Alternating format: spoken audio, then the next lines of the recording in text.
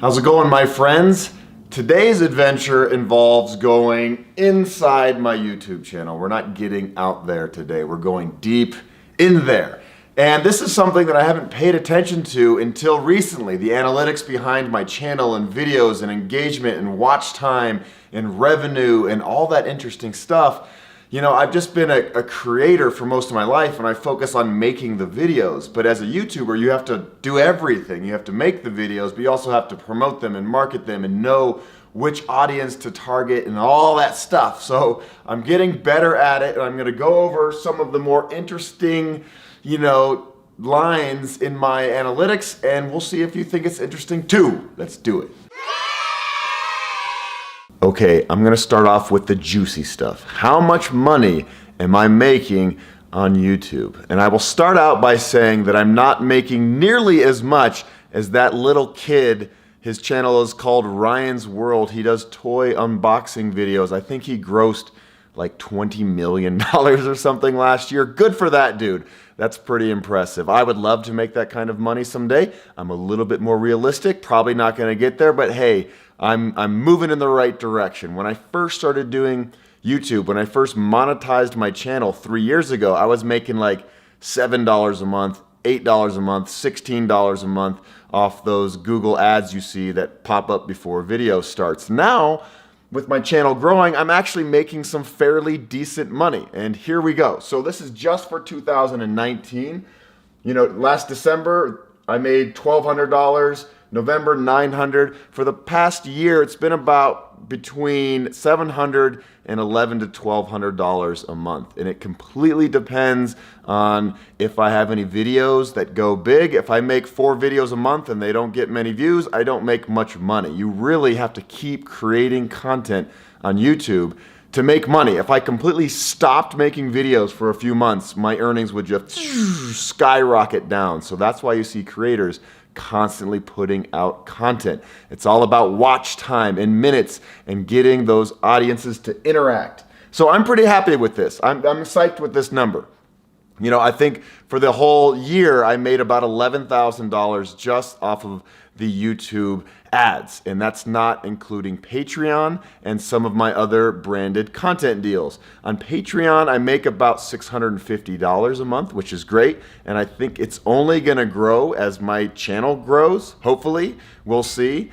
And the branded content deals happen every now and then with Priority Bikes or Bosch or companies like that. And like I said before, I only do branded deals with equipment that I actually personally use myself. I'll never be selling you stuff for the sake of making money. That is not my goal. My goal has always been to tell stories that I think bring value to the world. This is a pretty cool slide. This is my top earning videos of 2019.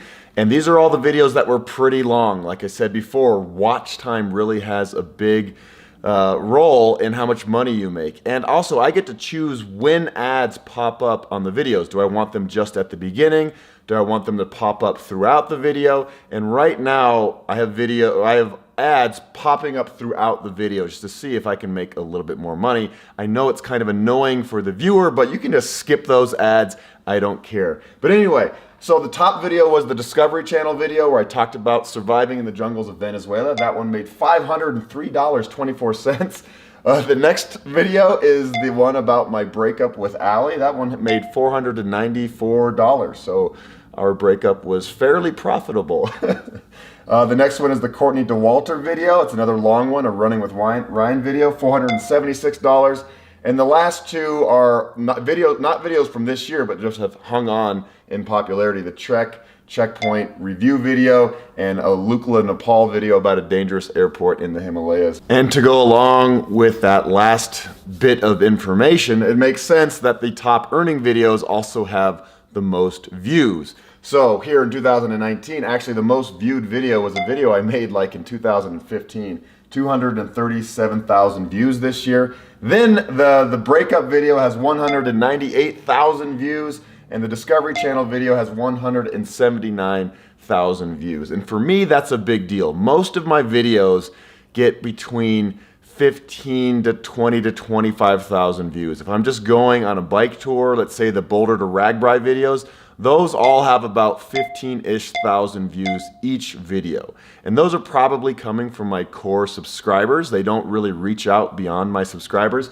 These videos that go big are being watched by people that have no idea who I am, and they just get these videos suggested to them. And the goal is that more of this happens in the future, because that's how you gain your subscribers, when these videos go somewhat viral. This is a pretty cool stat right here, and more than anything, it just puts a smile on my face. It doesn't really mean all that much, but my total watch time for 2019 was 23,890,592 minutes of my videos were watched by people all over the world. And my total views on all the videos together, and remember, looks like I have 751 videos on my YouTube channel, 3,755,344 views on all of my videos. And that's exciting, because back in the day, if you made a film or a TV show, the only way to get these types of numbers were to get it broadcasted or to have it in theaters. That was the only way somebody would ever see your stuff with these amount of numbers. But now with YouTube and everything else, the whole world is wide open, and I absolutely love it. I love being able to share these stories with a huge audience. Okay, let's talk about subscribers. And to me, this is the most important stat, really. I always am looking to build my channel, to get more subscribers, to reach new audiences. So this past year, 2019, I gained 30,578 subscribers, which is awesome. But at the same time, I lost 5,644 subscribers, so I netted 24,934. That's great numbers. That's my biggest year ever, and I'm really excited about it. The number that I'm worried about is that I lost almost 6,000 subscribers.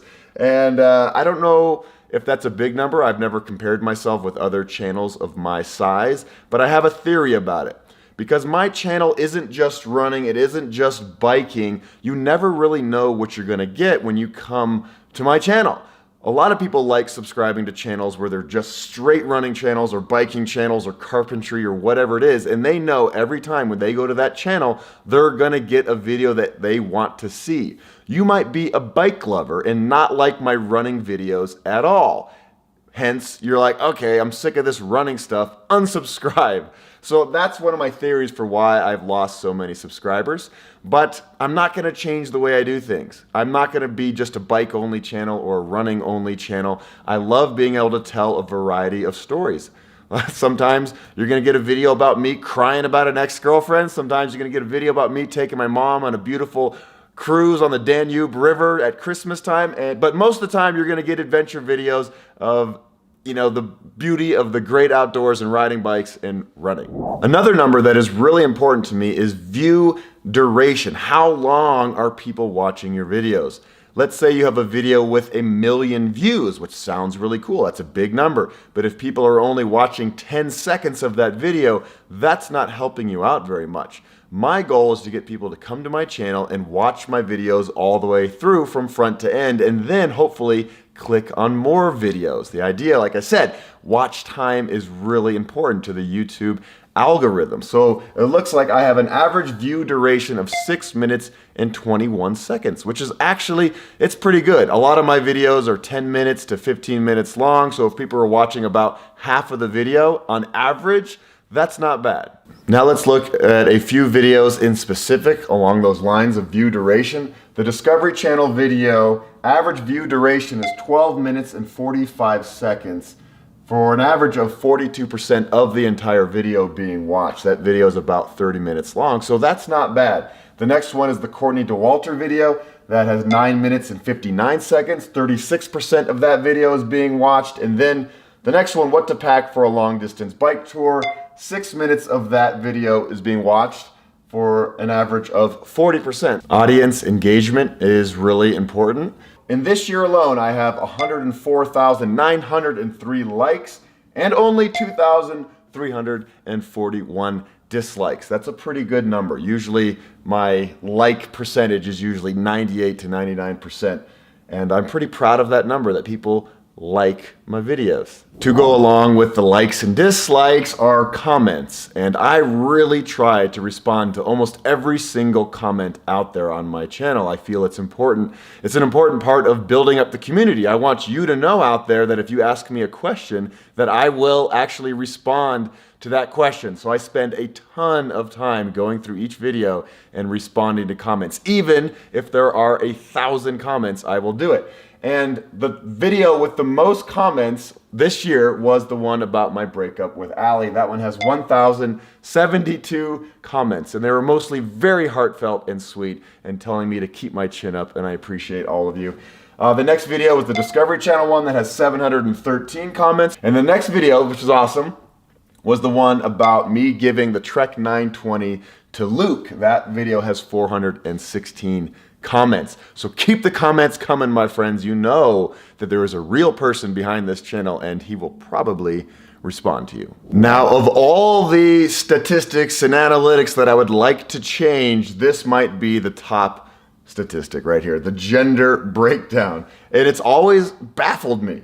I have 79.9% of my channel being watched by men, only 20% by women. I would like to make it about half and half. I'm not exactly sure why those numbers are skewed like that. I'm guessing because mountain biking and biking seems to be more heavily a male sport. Maybe, I don't know.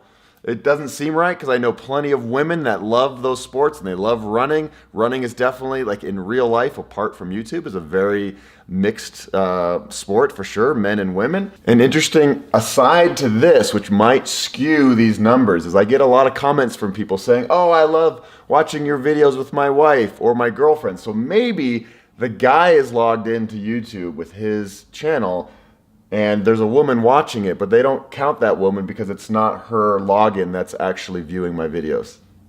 I don't know. I touched on this earlier, the reach of YouTube and how much I love it and how the entire world can just be part of all this fun. This is a breakdown of all the top countries who watch my videos. And obviously it makes sense. The United States is number one with, almost 2 million of my total views last year were from the United States. Then we go to the United Kingdom, then Canada, Germany, Australia, India, Netherlands, Sweden, France, Mexico. And obviously all my videos are in English.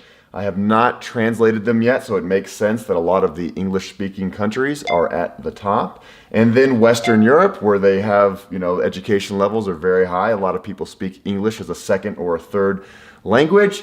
And maybe I'll try to work on this in the future where I can do some sort of translation. I would love my videos to at least be in Spanish. I know that I sometimes speak Spanish in my videos, but the entire video is not in Spanish. So maybe I'll do that this year, make one video that's completely in Spanish for my people in Mexico who are way down here at the bottom. Although 31,000 views this year from Mexico, that makes me pretty happy. I love that country. Age. How old are the people who are watching my videos? And this is pretty much in line with what I thought it would always be. The biggest one here is 25 to 34 years old for a grand total of 28.5%. The next biggest is 18 to 24 years old for 23.1%. My mom's age group, 55 to 64, is 8.2%, so thanks, Mom, for telling all of your friends to watch my videos. Obviously, the smallest one is 13 to 17 years old. Youngins aren't really watching my videos, which is unfortunate because I think a huge portion of the YouTube audience are young people. When I go to schools and do presentations about my adventures and stuff at like elementary schools, kids go crazy when they hear that I'm a YouTuber. All kids are doing these days are watching YouTube. So maybe I need to make another channel more like Mr. Rogers' Neighborhood where I take kids on adventures or something and see if I can boost those numbers. I have lots of ideas. We'll see if they ever come to fruition. So there you have it. Those are the analytics, or at least the analytics that I thought that you would find most interesting. You can go way deep if you want to, but then that just makes my brain want to explode. So I focus on the ones that really mean a lot, like subscribers, watch time, and engagement. And I really appreciate it. I've said it so many times. I appreciate all of you for watching my videos and engaging. And the whole goal with this channel is to inspire you to get off your couch and go out there and challenge yourself to do new things. So although I'm not making a ton of money The goal really is working because I get emails every day from people saying, hey, I watched your videos and it inspired me to ride or to run, or I lost 20 pounds and I'm interacting with the world in a way that I never did before. And those are the emotional paychecks I get. That's what makes this whole thing worth it. Of course, I do need to make a living. I need to pay my rent and buy burritos and all that stuff. So I need to be building up my channel so that I can make more income. Obviously, I left behind the TV world about 3 years ago to do YouTube full time. And I still have to take some outside jobs to fill in the holes. I don't make enough money. I mean, $11,000 a year, isn't enough money to to live in Boulder, Colorado, let's just say. We will see you down the road. Please like and subscribe. Tell your friends. Tell some women. We need to get those numbers up. And yeah, let's go have a good 2020. What do you say?